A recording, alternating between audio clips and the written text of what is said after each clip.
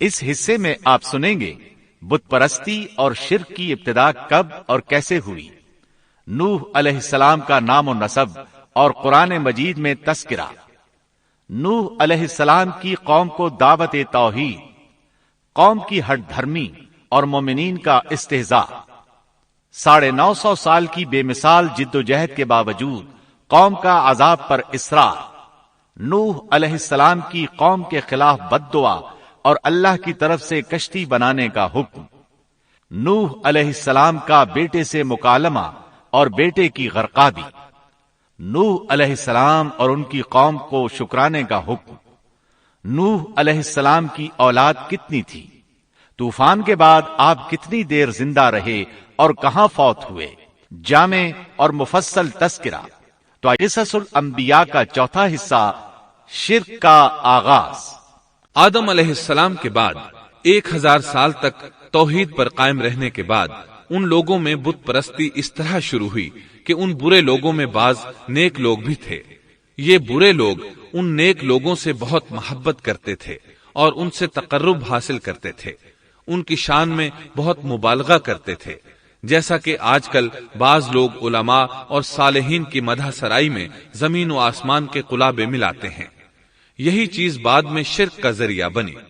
امام بخاری رحمت اللہ علیہ نے سورہ نوح آیت 23 میں اللہ کے فرمان وَقَالُوا لَا تَذَرُنَّ آلِهَتَكُمْ وَلَا تَذَرُنَّ وَدًّا وَلَا سُوَاعًا وَلَا يَغُوثَ وَيَعُوقَ وَنَسْرًا، اور انہوں نے کہا کہ ہرگز اپنے معبودوں کو نہ چھوڑنا اور نہ ود اور سوا اور یغوث اور یعوق اور نصر کو چھوڑنا کی تفسیر کرتے ہوئے ابن عباس رضی اللہ عنہما سے روایت کی ہے۔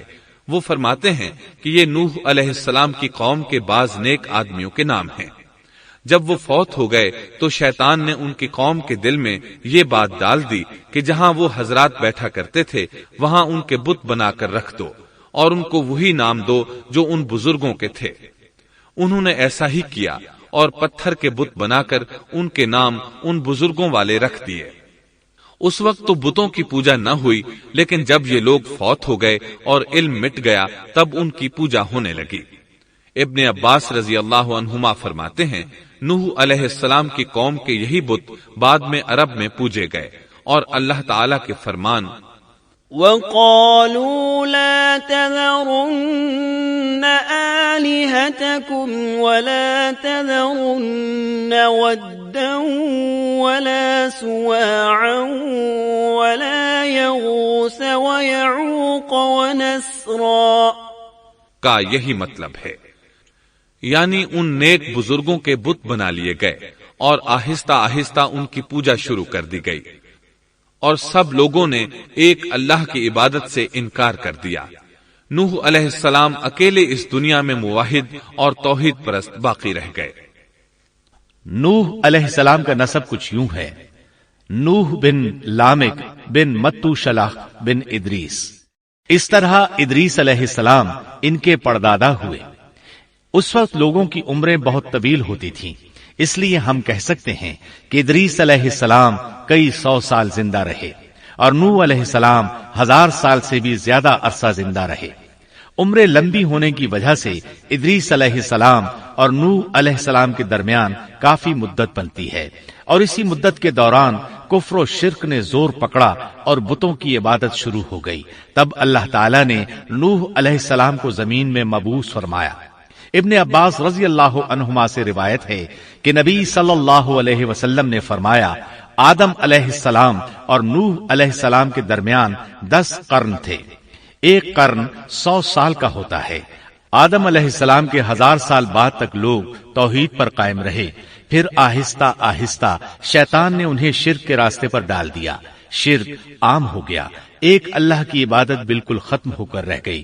تب اللہ نے نوح علیہ السلام کو مبعوث فرمایا، انہوں نے اللہ کی طرف دعوت دی، انہوں نے بہت مشقت اٹھائی، جیسا کہ سورہ نوح میں اللہ فرماتے ہیں بسم اللہ الرحمن الرحیم إنا أرسلنا نوحا إلى قومه أن أنذر قومك من قبل أن يأتيهم عذاب أليم قال يا قوم إني لكم نذير مبين أن اعبدوا الله واتقوه وأطيعون يغفر لكم من ذنوبكم ويؤخركم إلى أجل مسمى إن أجل الله إذا جاء لا يؤخر لو كنتم تعلمون اللہ تعالیٰ بخشش اور رحم کرنے والے کے نام سے شروع کرتا ہوں۔ یقیناً ہم نے نوح کو ان کی قوم کی طرف بھیجا کہ اپنی قوم کو ڈراؤ اور خبردار کر دو اس سے پہلے کہ ان کے پاس دردناک عذاب آ جائے۔ نوح نے کہا، اے میری قوم، میں تمہیں صاف صاف ڈرانے والا ہوں کہ تم اللہ کی عبادت کرو اور اس سے ڈرا کرو اور میرا کہنا مانو، تو وہ تمہارے گناہ بخش دے گا اور تمہیں ایک وقت مقررہ تک چھوڑ دے گا۔ یقیناً اللہ کا وعدہ جب آ جاتا ہے تو موقوف نہیں ہوتا، کاش تمہیں سمجھ ہوتی۔ نوح علیہ السلام تبلیغ کے سلسلے میں سخت محنت کرتے، دن رات لوگوں کے گھروں اور ان کے اجتماعات میں جا جا کر انہیں دعوت دیتے۔ آپ انہیں اعلانیہ اور پوشیدہ طور پر دعوت دیتے، یہاں تک کہ دعوت دیتے دیتے انہیں 950 سال گزر گئے، لیکن سوائے چند لوگوں کے کوئی ایمان نہ لایا۔ تب انہوں نے اللہ سے دعا کی، اے میرے اللہ، میں نے اپنی قوم کو دن رات تیری طرف بلایا، لیکن میرے بلانے سے یہ اور زیادہ بھاگنے لگے۔ انہوں نے اپنے کانوں میں انگلیاں ٹھونس لیں، اپنے اوپر کپڑے اوڑھ لیے اور کہنے لگے، ہم تیری شکل دیکھنا نہیں چاہتے۔ میرے اللہ، یہ لوگ تیری باتیں سننا پسند نہیں کرتے۔ میں نے پھر بھی ان سے کہا، اپنے مالک سے بخشش طلب کرو، وہ بڑا بخشنے والا ہے۔ اس وقت نوح علیہ السلام کی قوم میں ایک بادشاہ تھا، وہ بہت مغرور تھا۔ وہ قوم سے کہنے لگا، نوح کی باتوں پر کان نہ دھرنا اور نہ اس سے بحث کرنا، یہ جو کرتا ہے اسے کرنے دو، تم اپنے بتوں کی پوجا پر ڈٹے رہو۔ چنانچہ لوگوں نے نوح علیہ السلام کی باتوں کی طرف سے کان بند کر لیے، اپنے بادشاہ کی بات پر عمل کرنے لگے۔ تب نوح علیہ السلام نے اللہ سے فریاد کی، اے پروردگار، یہ میرا کہنا نہیں مانتے، ان لوگوں کی سنتے ہیں جن کی اولاد اور مال نے انہیں فائدہ تو نہ دیا، الٹا نقصان پہنچایا، اور انہوں نے میرے ساتھ بڑا داؤ کیا، یعنی دوسروں کو میرے درپے کر دیا، خود بھی مجھے ستانے میں کوئی کسر نہ چھوڑی، اور آپس میں ایک دوسرے سے کہنے لگے، اپنے دیوتاؤں کو نہ چھوڑنا، نہ ود اور نہ سوا اور نہ یغوث اور نہ یعوق اور نہ نصر کو چھوڑنا۔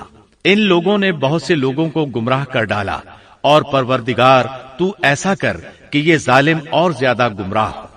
اس طرح نوح علیہ السلام نے 950 سال دن رات لوگوں کو اللہ کی طرف بلایا، لیکن اتنے طویل عرصہ میں صرف 80 کے قریب لوگ مسلمان ہوئے، اور ان ایمانداروں کی اکثریت فقراء، مساکین، ناتواں اور غلام قسم کے لوگوں پر مشتمل تھی، جن کی معاشرے میں کوئی حیثیت نہیں ہوتی۔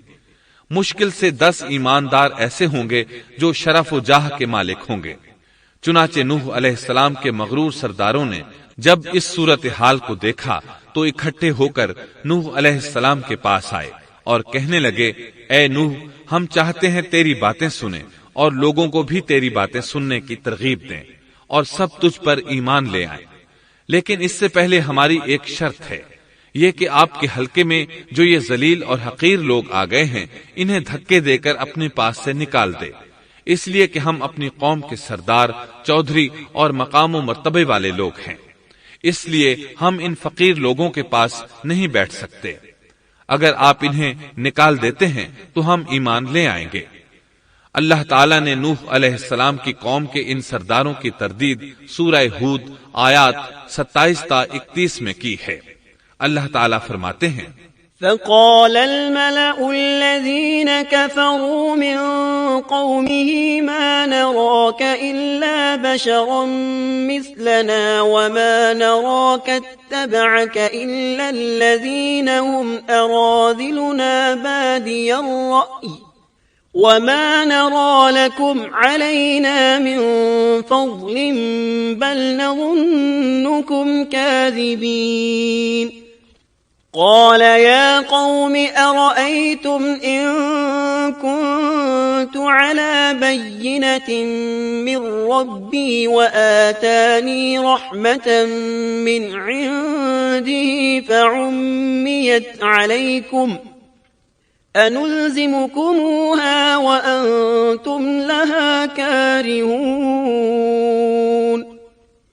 کافر سردار نوح سے کہنے لگے ہم تو یہی دیکھتے ہیں کہ تو ہماری طرح ایک آدمی ہے اور یہ بھی دیکھتے ہیں کہ صرف ان لوگوں نے تیری پیروی کی ہے جو ہم میں رذیل ہیں، وہ بھی اوپر کی عقل سے، اور ہم تو تمہیں کسی بات میں اپنے سے زیادہ نہیں پاتے بلکہ تمہیں جھوٹا خیال کرتے ہیں۔ نوح نے کہا اے سردارو بتلاؤ تو صحیح، اگر میں اپنے رب کی طرف سے جو دلیل آئی ہے اس پر قائم ہوا اور اس نے اپنی مہربانی سے مجھے سرفراز کیا اور تم سے وہ چھپی رہی تو کیا زبردستی میں اسے تمہارے سر منڈ دوں گا حالانکہ تم اس سے بیزار ہو۔ وَيَا قَوْمِ لَا أَسْأَلُكُمْ عَلَيْهِ مَالًا إِنْ أَجْرِيَ إِلَّا عَلَى اللَّهِ وَمَا أَنَا بِطَارِدِ الَّذِينَ آمَنُوا إِنَّهُمْ مُلَاقُو رَبِّهِمْ وَلَكِنِّي أَرَاكُمْ قَوْمًا تَجْهَلُونَ وَيَا قَوْمِ مَنْ يَنصُرُنِي مِنَ اللَّهِ إِن طَرَدتُّهُمْ أَفَلَا تَذَكَّرُونَ وَلَا أَقُولُ لَكُمْ عِندِي خَزَائِنُ اللَّهِ وَلَا أَعْلَمُ الْغَيْبَ وَلَا أَقُولُ لَكُمْ إِنِّي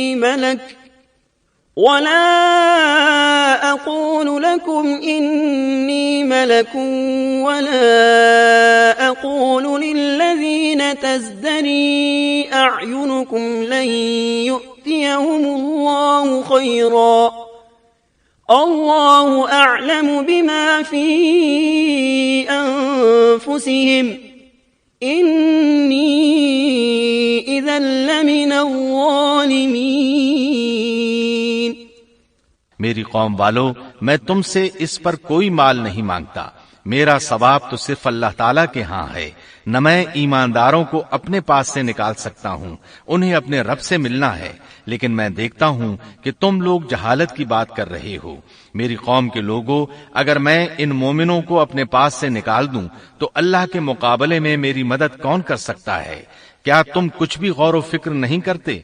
میں تم سے یہ نہیں کہتا کہ میرے پاس اللہ کے خزانے ہیں اور میں غیب کا علم بھی نہیں رکھتا، نہ میں یہ کہتا ہوں کہ میں کوئی فرشتہ ہوں، نہ میرا یہ قول ہے کہ جن پر تمہاری نگاہیں ذلت سے پڑ رہی ہیں اللہ تعالیٰ انہیں کوئی نعمت دے گا ہی نہیں، ان کے دل میں جو ہے اللہ اسے بخوبی جانتا ہے، اگر میں ایسی بات کہوں تو یقیناً میرا شمار ظالموں میں سے ہوگا۔ اس پر نوح علیہ السلام کی قوم اور اکڑ گئی اور وہ کہنے لگے اے نوح بس بہت ہو گیا، تو نے ہمیں بہت ڈرا دھمکا دیا، اب اگر تو سچا ہے تو جس چیز کا وعدہ تو ہم سے کرتا تھا اس کو لے آ۔ نوح علیہ السلام نے ان کی بات سن کر کہا عذاب لانا تو اللہ کا کام ہے، اللہ کو کوئی عاجز نہیں کر سکتا، اور جب اس کا عذاب آ جائے گا تو کوئی بھاگ نہیں سکے گا۔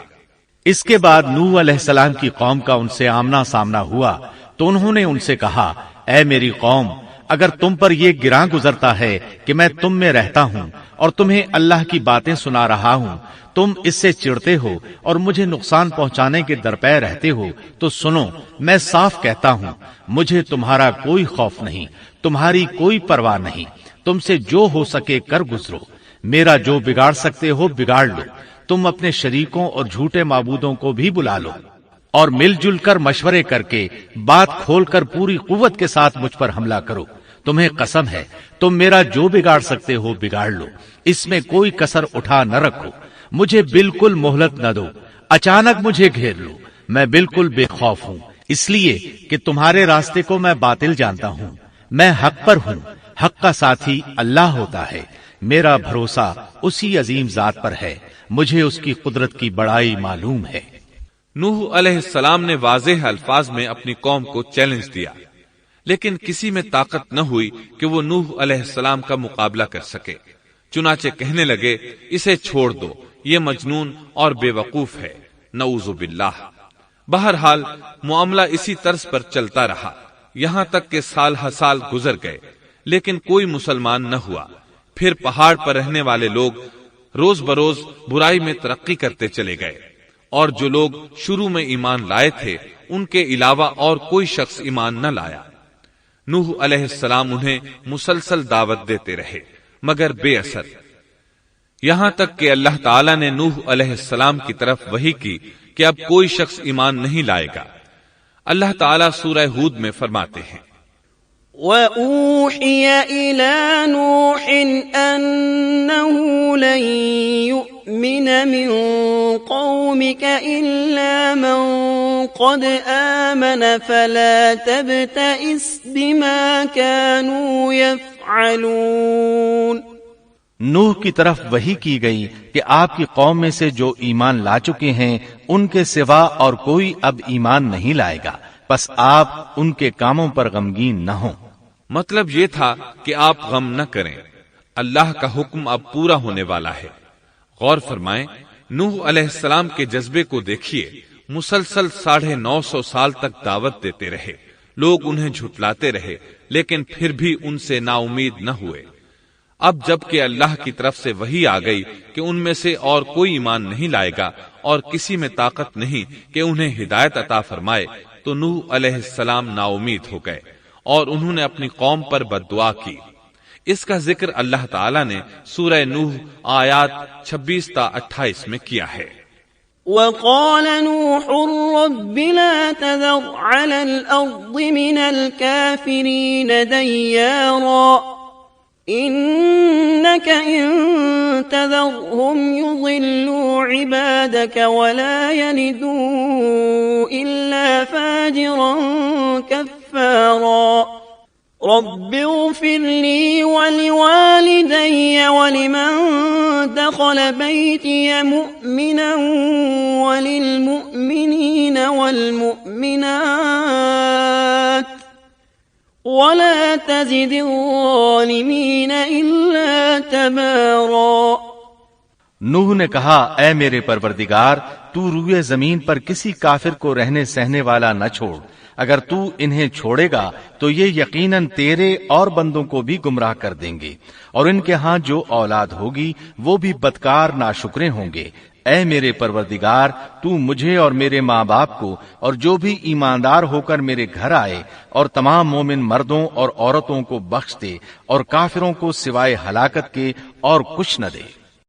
اللہ تعالیٰ فرماتے ہیں کہ جب نوح علیہ السلام نے ہمیں مدد کے لیے پکارا تو پھر ہم نے اس کی مدد کی اور اسے ایک بڑی کشتی بنانے کی وحی کی.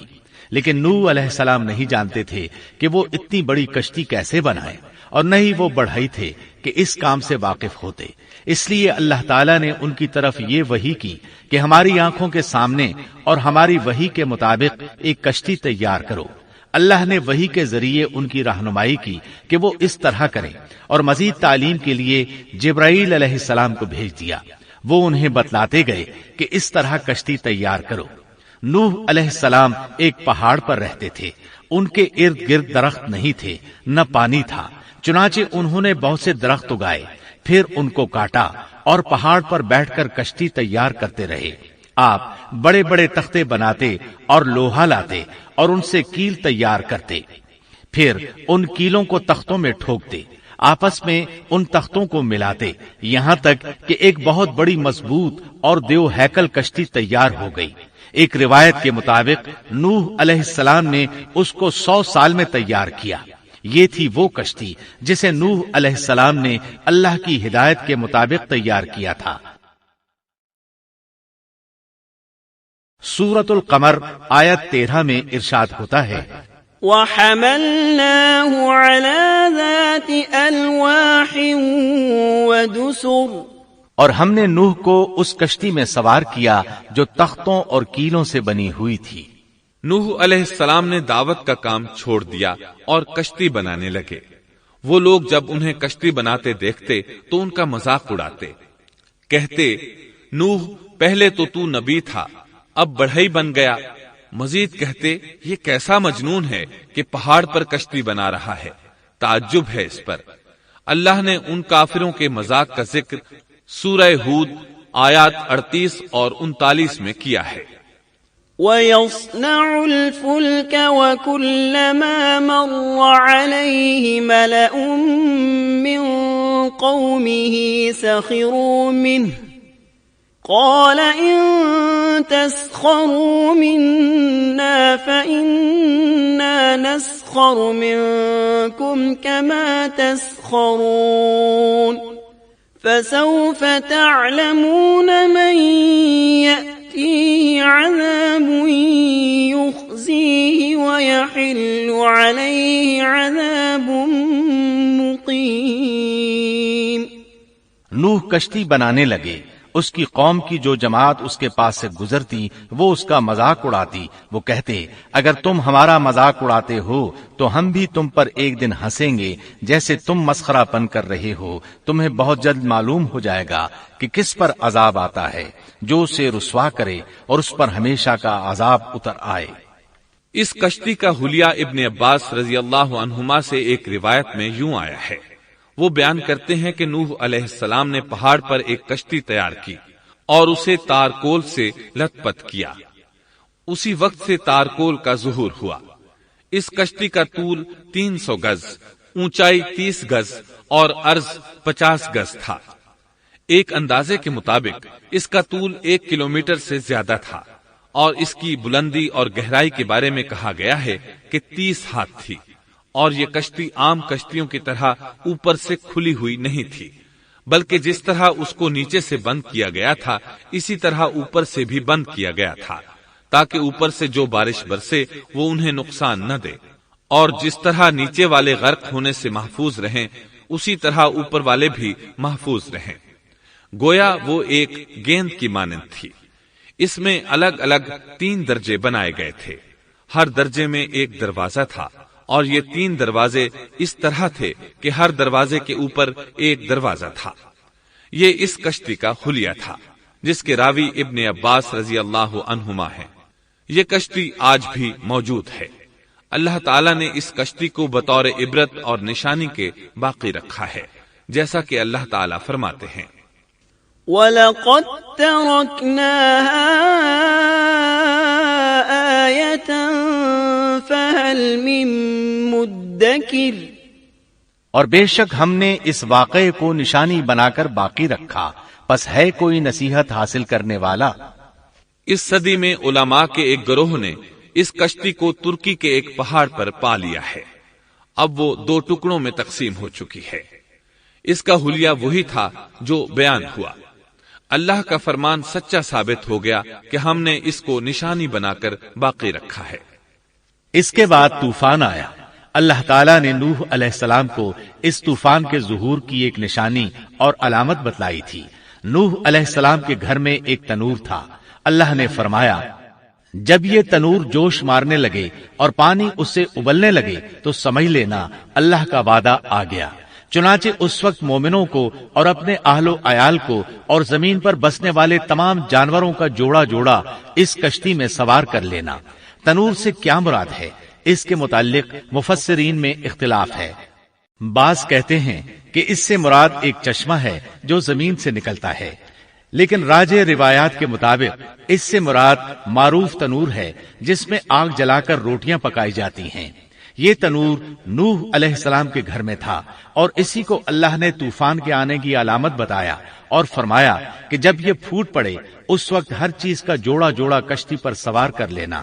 اللہ تعالیٰ سورہ ہود آیت 40 میں فرماتے ہیں، حَتَّى إِذَا جَاءَ أَمْرُنَا وَفَارَتِ التنور قل نحمل فيها من كل زوجين اثنين وأهلك إلا من سبق عليه القول وما آمن معه إلا قليل. یہاں تک کہ جب ہمارا حکم آ پہنچا اور تنور ابلنے لگا، ہم نے کہا اس کشتی میں ہر قسم کے جوڑے دوہرے سوار کر لے، اور اپنے گھر کے لوگوں کو بھی سوائے ان کے جن پر پہلے سے بات پڑ چکی ہے، اور سب ایمان والوں کو بھی. اس کے ساتھ ایمان لانے والے بہت ہی کم تھے. کشتی میں سوار ہونے والوں کی تعداد 80 بتائی جاتی ہے. چنانچہ جب تنور جوش مارنے لگا تو نوح علیہ السلام کشتی میں سوار ہو گئے. کشتی ان کی بستی میں لوگوں سے دور پہاڑ پر تھی. اللہ کی قدرت کہ تمام قسم کے جانور بھی کشتی کے پاس آ گئے. نوح علیہ السلام نے انہیں بھی سوار کر لیا. اللہ تعالیٰ سورۃ القمر آیات 11 اور 12 میں فرماتے ہیں، ففتحنا أبواب السماء بماء منهمر وفجرنا الأرض عيونا فالتقى الماء على أمر قد قدر. پس ہم نے آسمان کے دروازوں کو زور کی بارش سے کھول دیا اور زمین کے چشموں کو جاری کر دیا. پس اس کام پر جو پانی مقرر کیا گیا تھا خوب جمع ہو گیا. آسمان سے نازل ہونے والا اور زمین سے نکلنے والا پانی کتنا تھا، اس کا اندازہ اللہ ہی کو ہے. بہرحال اس پانی نے زمین پر رہنے والے انسان، چوپائے، حیوانات، غرض ہر چیز کو غرق کر دیا. اس بارے میں اللہ فرماتے ہیں، نوح نے اپنی قوم سے تنگ آ کر ہمارے حضور دعا کی، ہم تو ہیں ہی بہترین طور پر دعاؤں کے قبول کرنے والے.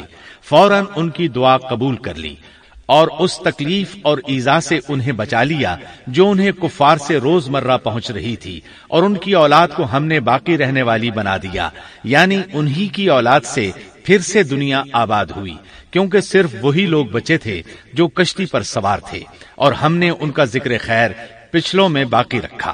نوح علیہ السلام پر تمام جہانوں میں سلام ہو. ہم نیکی کرنے والوں کو اسی طرح بدلے دیتے ہیں. وہ ہمارے ایماندار بندوں میں سے تھا. پھر ہم نے باقی سب کو غرق کر دیا. اللہ مزید فرماتے ہیں، جب پانی میں طغیانی آ گئی تو اس وقت ہم نے تمہیں کشتی میں چڑھا لیا تاکہ اس کو تمہارے لیے نصیحت اور یادگار بنا دیں، تاکہ یاد رکھنے والے کان اس کو یاد رکھیں. یعنی پانی اتنا زیادہ ہو گیا کہ اس سے تمام شہر، بستیاں، انسان اور جانور غرق ہو گئے. یہاں تک کہ پانی بلند پہاڑوں سے بھی اونچا ہو گیا، اور اتنے بلند پانی پر یہ کشتی نوح علیہ السلام اور ان کے ساتھیوں کو اپنے دامن میں سمیٹے اللہ کے حکم سے اور اس کی حفاظت میں پہاڑ کی طرح رواں دواں تھی. ورنہ اتنے طوفانی پانی میں کشتی کی حیثیت ہی کیا ہوتی ہے. نوح علیہ السلام کشتی میں سوار ہوئے اور انہوں نے اپنے ساتھیوں کو حکم دیا کہ وہ یہ دعا پڑھیں، بسم اللہ مجریہا ومرساہا ان ربی لغفور رحیم. اللہ ہی کے نام سے اس کشتی کا چلنا اور ٹھہرنا ہے، یقیناً میرا پالنے والا بڑی بخشش اور رحم والا ہے. یہی اللہ کا حکم آپ کو تھا کہ جب تم اور تمہارے ساتھی ٹھیک طرح بیٹھ جاؤ تو کہنا، الحمد للہ الذی نجانا من القوم الظالمین وقل رب انزلنی منزلا مبارکا وانت خیر المنزلین. سب تعریف اللہ ہی کے لیے ہے جس نے ہمیں ظالم لوگوں سے نجات عطا فرمائی، اور کہنا کہ اے میرے رب مجھے بابرکت اتارنا اور تو ہی بہتر اتارنے والا ہے. اللہ تعالیٰ نوح علیہ السلام کو نصیحت کر رہے ہیں کہ اللہ آپ کو اور آپ کے اہل کو نجات عطا فرمائیں گے. کشتی میں نوح علیہ السلام کے کافر بیٹے کے علاوہ تمام گھر والے سوار تھے. آپ کے کافر بیٹے کا نام کنعان تھا. وہ ایک طرف کھڑا تھا۔ نوح علیہ السلام نے اسے پکارا، میرے بیٹے اس کشتی میں آ جا اور کافروں کا ساتھی نہ بن، لیکن اس بدبخت نے کہا، میں ابھی کسی پہاڑ کی چوٹی پر پناہ لے لوں گا جو مجھے اس پانی سے بچائے گی۔ نوح علیہ السلام نے کہا، آج اللہ کے حکم سے کوئی بچانے والا نہیں مگر وہی جس پر اللہ رحم کرے۔ باپ اور بیٹے کے درمیان یہ گفتگو جاری تھی کہ ایک طوفانی موج نے اسے اپنی زد میں لے لیا اور اسے غرق کر دیا۔ نوح علیہ السلام سے اللہ نے وعدہ کر رکھا تھا کہ اللہ تعالیٰ اس کے اہل کو نجات عطا فرمائے گا۔ چنانچہ جب آپ کی آنکھوں کے سامنے آپ کا بیٹا غرق ہو گیا تو وہ پکار اٹھے، اے اللہ، میرا بیٹا میرے گھر والوں میں سے تھا اور تو نے مجھ سے وعدہ کیا تھا کہ میرے گھر والوں کو نجات عطا فرمائے گا، اور تو تمام حاکموں سے بہتر حاکم ہے، لہذا ناممکن ہے کہ تیرا وعدہ پورا نہ ہو۔ واضح ہو کہ نوح علیہ السلام کا اپنے بیٹے کے بارے میں بات کرنا بطور استفسار تھا، بطور بحث نہیں تھا۔ آپ وضاحت چاہتے تھے۔ اللہ تعالیٰ نے فرمایا، اے نوح، وہ تیرے اہل سے نہیں تھا کیونکہ وہ کافر تھا۔ کفر نسب کو ختم کر دیتا ہے۔ ایک مومن کا دوسرے مومن سے تعلق ایک مسلمان بھائی کے کافر بھائی سے تعلق سے زیادہ بڑا ہے، اور حقیقی اخوت وہ ہے جس کی بنیاد ایمان پر ہو۔ کفر تو نسبی تعلق کو کاٹ دیتا ہے، اس لیے اللہ نے یہ نہیں فرمایا کہ وہ کافر ہے، بلکہ یہ فرمایا کہ وہ تیرے اہل سے نہیں ہے۔ ہمارے لیے بھی یہی حکم ہے، کسی مومن کا کافر کے ساتھ رشتہ نہیں ہو سکتا۔ اس کے ساتھ اللہ نے نوح علیہ السلام کو نصیحت فرمائی کہ آپ ہرگز وہ چیز نہ مانگیں جس کا آپ کو مطلقاً علم ہی نہ ہو، اور ہم آپ کو نصیحت کرتے ہیں کہ جاہلوں میں اپنا شمار کرانے سے باز رہیں۔ جب نوح علیہ السلام یہ بات جان گئے کہ ان کا سوال واقعے کے مطابق نہیں تھا تو فوراً اس سے رجوع کر لیا اور اللہ تعالیٰ سے اس کی رحمت اور مغفرت کے طالب ہوئے۔ اس موقع پر انہوں نے دعا کی، قال رب إني أعوذ بك أن أسألك ما ليس لي به علم وإلا تغفر لي وترحمني أكن من الخاسرين۔ نوح علیہ السلام نے کہا، اے میرے پروردگار، میں تیری ہی پناہ چاہتا ہوں اس بات سے کہ تجھ سے وہ مانگوں جس کا مجھے علم ہی نہ ہو۔ اگر تو مجھے نہ بخشے گا اور تو مجھ پر رحم نہیں کرے گا تو میں خرابی والوں میں ہو جاؤں گا۔ یہ دعا انہوں نے مانگی۔ اپنے بیٹے کے متعلق سوال کے علاوہ نوح علیہ السلام نے اللہ تعالیٰ کی کوئی نافرمانی نہیں کی اور نہ اپنے نفس پر کسی نافرمانی کو شمار کیا۔ کشتی نوح علیہ السلام اور ان کے ساتھیوں کو لیے پانی کی موجوں پر بلند ہو رہی تھی، اور زمین پر موجود ہر چیز، انسان، حیوانات، چوپائے، پرندے غرق ہو چکے تھے۔ ان میں کوئی بھی باقی نہیں بچا تھا۔ اگر کوئی زندہ بچا تھا تو کشتی والے۔ ابن عباس رضی اللہ عنہما سے روایت ہے کہ نوح علیہ السلام اور ان کے ساتھی 6 ماہ کشتی میں رہے، اور بعض روایات میں یہ بھی ہے کہ وہ محرم کی 10 تاریخ کو کشتی سے نیچے اترے۔ آخر اللہ کے حکم سے طوفان رک گیا۔ اللہ نے زمین کو حکم دیا کہ وہ تمام پانی کو نگل جائے۔ زمین نے سارا پانی نگل لیا، زمین خشک ہو گئی۔ اللہ تعالیٰ سورہ ہود آیت 44 میں فرماتے ہیں، وقيل يا أرض ابلعي ماءك ويا سماء أقلعي وغيض الماء وقضي الأمر واستوت على الجودي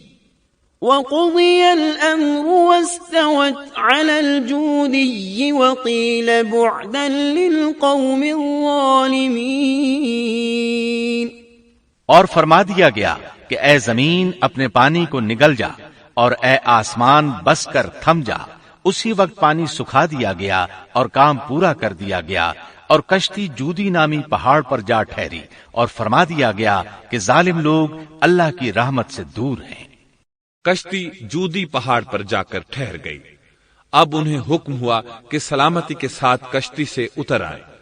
آپ پر بھی برکت نازل ہوگی، اور ان قوموں پر بھی جو آئندہ آپ کی نسل سے پیدا ہوں گی، اور آپ کی نسل میں سے کچھ لوگ ایسے بھی ہوں گے جنہیں ہم فائدہ تو ضرور پہنچائیں گے، پھر انہیں ہماری طرف سے دردناک عذاب پہنچے گا۔ بہت سی روایات میں یہ بات مذکور ہے کہ نوح علیہ السلام ایک لمبی مدت یعنی 6 ماہ کشتی میں طوفان تھم جانے کا انتظار کرتے رہے۔ آپ نے طوفان کے حالات معلوم کرنے کے لیے ایک کبوتر بھیجا جو واپس آ گیا، اسے پاؤں رکھنے کو جگہ نہ ملی۔ اسے دوبارہ بھیجا گیا تو وہ پھر واپس آ گیا۔ چند دن بعد اسے پھر بھیجا گیا تو وہ اپنی چونچ میں زیتون کی ایک ٹہنی لیے ہوئے تھا۔ اس سے نوح علیہ السلام نے معلوم کر لیا کہ پانی زمین سے کچھ ہی اونچا رہ گیا ہے اور درخت وغیرہ اگ چکے ہیں۔ کچھ دن بعد اسے پھر بھیجا گیا۔ اس مرتبہ وہ واپس لوٹا تو اس کے پاؤں خاک آلود تھے۔ نوح علیہ السلام نے سمجھ لیا کہ طوفان رک گیا اور زمین خشک ہو چکی ہے۔ سیرت کی کتب میں یہ واقعہ موجود ہے۔ اسی کی بنیاد پر سیرت نگاروں کا کہنا ہے کہ کبوتر کا آنا سلامتی کی علامت تھا اور اس کی چونچ میں زیتون کی ٹہنی نوح علیہ السلام کی بادشاہت کی طرف اشارہ تھا۔ اس طرح نوح علیہ السلام زمین پر اتر آئے۔ اس وقت اولاد آدم میں سے کوئی انسان سوائے ان لوگوں کے زندہ نہیں بچا تھا۔ جزیرہ عرب، فلسطین اور ان کے ارد گرد کا علاقہ غرق ہونے سے محفوظ رہا۔ ان کے علاوہ تمام زمین غرق ہوئی تھی۔ سب کے سب طوفان کی نذر ہو گئے۔ صرف نوح علیہ السلام سے اولاد پیدا ہوئی اور زمین میں ان کی اولاد کے علاوہ اور کسی کی نسل باقی نہ رہی۔ اسی وجہ سے نوح علیہ السلام کو آدم ثانی اور ابو البشر ثانی کہا جاتا ہے، کیونکہ تمام کے تمام بشر انہی کی طرف منسوب ہیں۔ سورۃ الصافات آیات 75 تا 77 میں اسی طرف اشارہ ہے۔ وَلَقَدْ نَادَانَا نُوحٌ فَلَنِعْمَ الْمُجِيبُونَ وَنَجَّيْنَاهُ وَأَهْلَهُ مِنَ الْكَرْبِ الْعَظِيمِ وَجَعَلْنَا ذُرِّيَّتَهُ هُمُ الْبَاقِينَ۔ اور ہمیں نوح نے پکارا تو دیکھ لو کہ ہم کیسے اچھے دعا قبول کرنے والے ہیں۔ ہم نے اسے اور اس کے فرمانبرداروں کو اس زبردست مصیبت سے بچا لیا۔ اس کی اولاد ہم نے باقی رہنے والی بنا دی۔ ایک دوسرے مقام پر اللہ تعالیٰ دیگر امم اور رسولوں کے متعلق کلام کرتے ہوئے فرماتے ہیں، اے ان لوگوں کی اولاد جنہیں ہم نے نوح کے ساتھ چڑھا لیا تھا، وہ ہمارا بڑا ہی شکر گزار بندہ تھا۔ نوح علیہ السلام کے 3 بیٹے تھے، سام، حام اور یافس۔ سام کی نسل زیادہ تر سفید رنگت کی تھی اور بہت کم لوگ ان میں سیاہ فام تھے، البتہ کچھ ان میں گندمی تھے۔ حام کی اولاد کی اکثریت سیاہ فام تھی، ان میں بہت کم لوگ سفید رنگ کے تھے، اور یافس کی اولاد سرخی مائل رنگ کی تھی۔ عرب اور بنو اسرائیل سام کی اولاد ہیں، تمام حبش حام کی اولاد ہیں، ترک اور مشرقی ایشیا کے لوگ یافس کی اولاد ہیں۔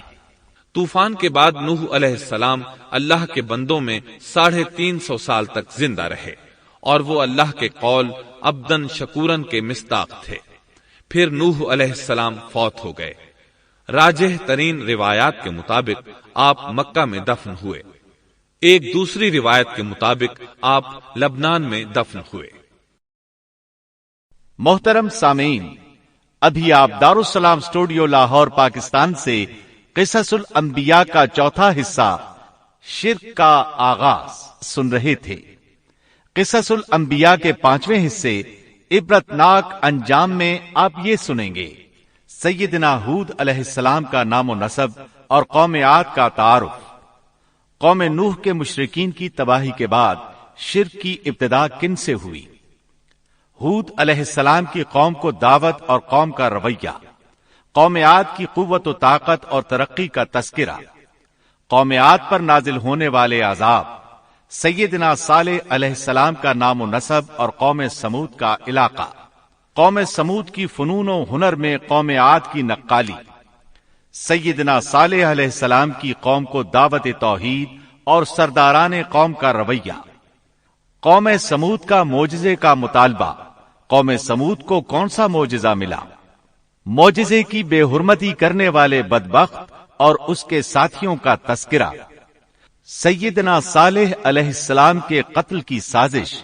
اور سازشیوں کی عبرتناک ہلاکت، رسوا کن عذاب سے قوم سمود کی تباہی و بربادی، اور سیدنا صالح علیہ السلام کا اظہار افسوس۔ قصہ قوم سمود سے ماخوذ فوائد و نتائج، حکمتوں اور عبرتوں کا مفصل تذکرہ۔